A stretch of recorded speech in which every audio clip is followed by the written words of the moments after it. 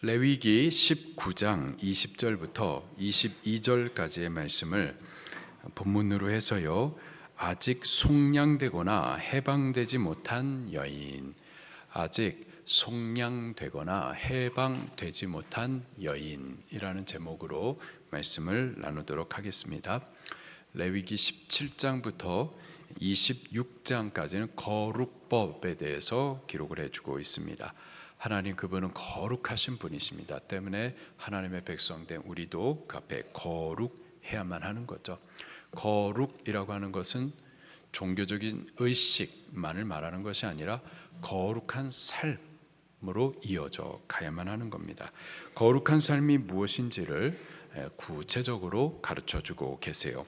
오늘 본문에서는 아직 속량되거나 해방되지 못한 여인의 경우를 통하여서 말씀을 해 주십니다. 아직 속량되거나 해방되지 못한 여인, 여종을 말하는 거죠. 종의 신분으로 있는 여성을 말하는 겁니다. 이 여성의 아주 비참한 사건, 그 현실이 오늘 본문에 기록이 되어 있어요.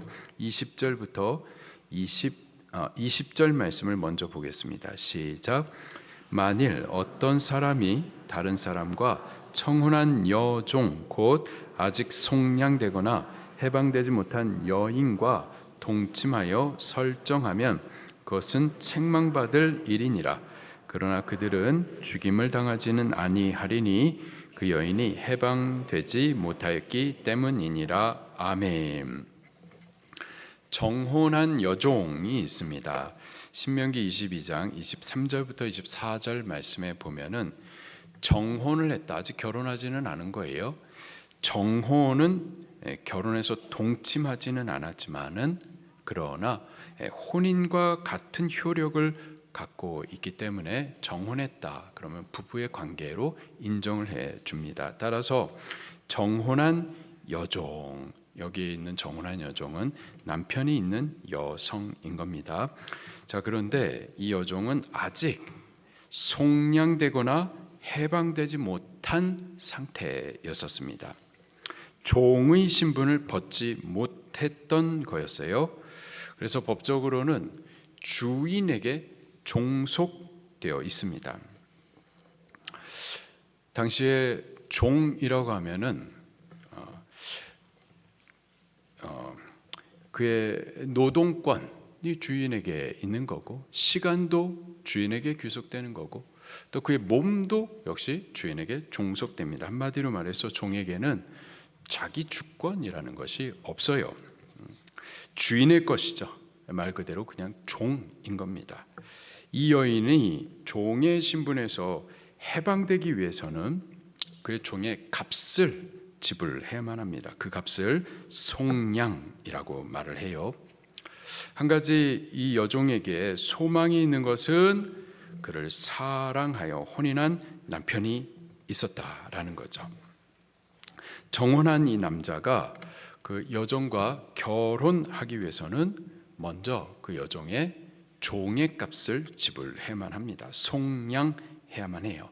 그러면 여종의 종의 신분은 벗어지게 되는 거죠. 그러나 아직까지 여인의 상태를 보니까는 속량받지 못했어요. 그래서 해방되지 못한 상태입니다. 여전히 종으로 그의 주인에게 종속된 상태였었던 거죠. 그러다 결국은 그 주인과 동침하게 되었었던 겁니다. 여종이에요. 거부할 수 있는 선택권이 없습니다. 그래서 주인의 의지대로 동침하지 않을 수가 없었던 거죠. 이에 대해서 거룩법은 20절에 그것은 책망을 받을 일이니라 선언을 해주고 있습니다. 책망, 히브리식 발음이 비크레트, 뜻은 형벌입니다. 가벼운 징벌이 아니라 공식적인 형벌이 집행되는 무겁고 심각한 처벌인 거예요. 공식적인 심각하고 무서운 처벌이 내려져야 되는데, 그런데 이어지는 다음 말이 그러나 그들은 죽임을 당하지는 아니하리니. 본래는 죽어야 되는 심각한 죄였었습니다. 실제로 신명기 22장 23절 24절 말씀에 따르면은 정혼한 여인과 동침할 경우는 그 둘 다 죽여야 된다라고 말씀하고 있어요. 죽임에 해당이 되는 죄를 범했었던 겁니다. 본래는 죽임을 당해야만 했었는데 그러나 죽임을 당하지는 아니하리라 말씀을 하십니다. 그리고 그 이유가 또 뒤에 이어지는데 그 여인이 해방되지 못하였기 때문이니라. 여종이었었기 때문이죠. 그 주인에게 종속되었기 때문입니다. 여종에게는 거부할 수 있는 선택권이 없었던 그 상황을 참작해 주는 거예요. 어쩔 수 없었다라고 인정해 주는 거죠. 어쩔 수 없이 동침했었기 때문에, 어쩔 수 없이 죄를 범했었기 때문에 죽음에는 이르지 않도록 하십니다. 그러나 여전히 그 일이 책망받을 죄라는 사실에 대해서는 남겨두세요. 여종의 이러한 지금 입장에서 보면은 정말 이 사건이 너무 안타깝고 또 찜찜합니다. 한 두 가지 진리를 우리가 볼 수 있어야 하겠습니다. 첫 번째로 이 여인을 소개할 때에 아직 속량되거나 해방되지 못한 여인, 아직 속량되거나 해방되지 못한 여인이라고 소개를 해주고 있어요. 이 여인은 종이었었던 거죠. 주인에게 종속된 여인이었었습니다. 그렇기에 주인이 시키는 대로 거부할 수 없이 죄를 범해야 했었던 겁니다. 여인에게 정혼한 남편이 있었어요. 만약 그가 이 여인의 종의 값을 지불해 주었었다면, 지불해 줄 수 있었다면, 속량하여 가지고 종의 신분에서 그를 해방해 줄 수 있었다면 지금의 이러한 비참한 상황을 당하지 않을 수가 있었죠. 그러나 불행하게도 여인은 아직 속량되지 못했었고 해방되지 못하여 종으로서 그 주인에게 종속되었었던 겁니다. 그 주인이 만약에 선하고 의로운 거룩한 자였었다면은 이러한 불행을, 이러한 비참함을 당하지 않을 수 있었을 거예요. 오히려 그 주인의 권위 안에서 보호를 받을 수도 있었을 겁니다. 그런데 만약 악한 주인이라면은, 그러면은 여종의 삶은 그야말로 저주고 비극인 거죠. 여기 여종의 모습에서 죄와 사망, 마귀의 종노릇하는 죄인들의 모습을 우리는 볼 수 있습니다. 모든 사람은 죄를 범했고 죄의 종이 되어서 일평생 마귀의 종노릇을 합니다. 마귀가 시키는 대로 그 인생에 그렇게 끌려다녀요. 마귀로부터 종노릇하는 그 비참한 신세에서 해방되기 위해서는 먼저 그 종의 값을 지불해야만 해요. 죄값을 지불해야만 합니다. 속량해야만 해요. 근데 아무도 그 죄값을 지불할 능력이 없는 거예요. 그래서 모두가 죄의 종이 되어지고 모두가 비참한 인생 살다가 다 지옥에 던져지게 되는 거죠. 이게 속량받지 못한 죄의 종노릇하는 인생들의 결과이고 비참한 비극인 겁니다. 모두가 이러한 상황이었었던 거죠. 자, 그런데 바울이 우리에게 큰 기쁨의 좋은 소식, 복음을 선포해 줍니다. 곧 범죄하고 죄 종노릇되어서 마귀가 이끄는 대로 죄를 거부할 수 없이 범죄하다가 비참한 인생 살다가 지옥에 가야 될 우리들에게 큰 기쁨의 좋은 소식, 복음을 선포를 해 주세요. 곧 우리의 죄의 값이 지불됐다라는 겁니다. 우리가 속량되고 해방되어서 이제 자유한 자가 되었다라는 거예요. 우리 성경을 같이 찾아보도록 하겠습니다. 로마서 3장입니다. 로마서 3장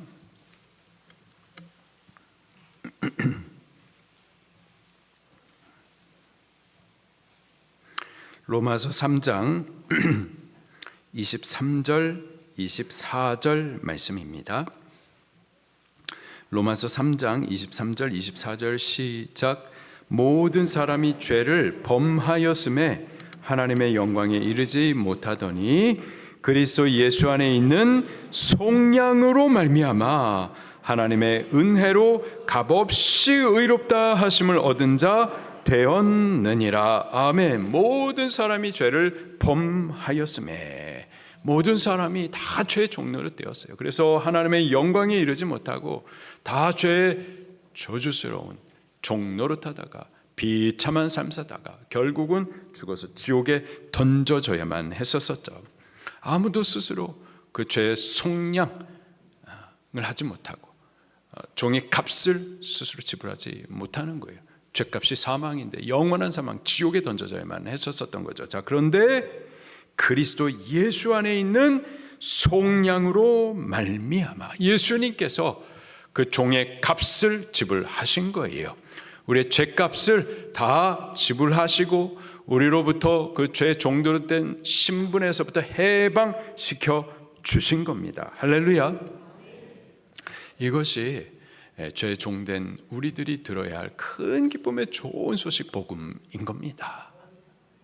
우리 스스로 죄값을 지불하는 것이 아니라 죄값을 지불할 수가 없는데, 이 죄 종노릇하는 신분에서 우리가 벗어날 수 없는데, 그런데 내가 아니라 하나님의 아들 예수님께서 이 모든 일들 다 지불하셨다라는 거예요. 그가 우리의 정혼한 남편과 같이 우리를 위하여서 속량하셨다라는 겁니다. 우리 또 성경을 찾아보도록 할게요. 에베소서 1장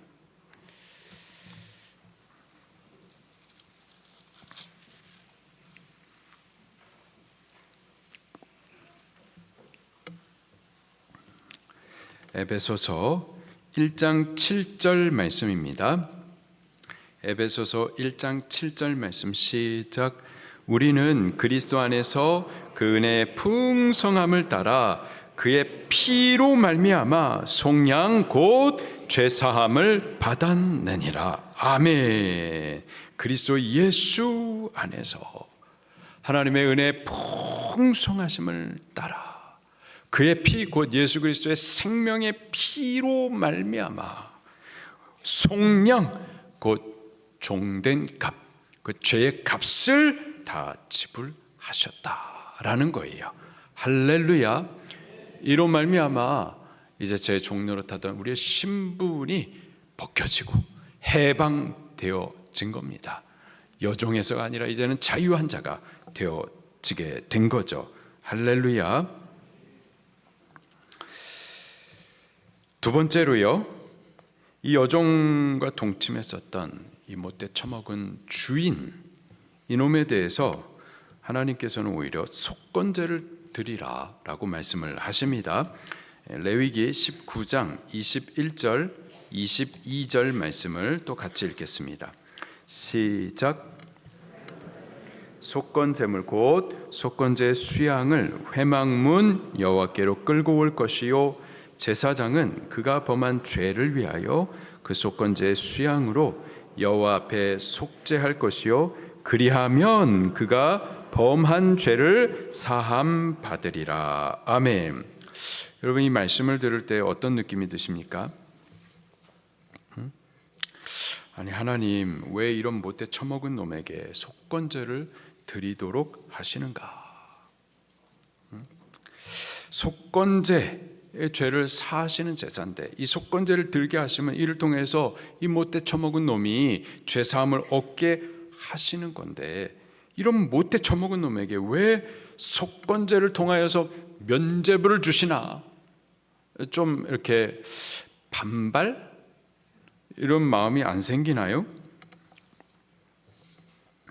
왜 이런 놈에게 하나님은 속건제를 통한 면죄부를 주시나?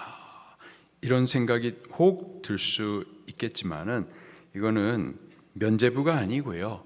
지금 온 이스라엘 회중 앞에서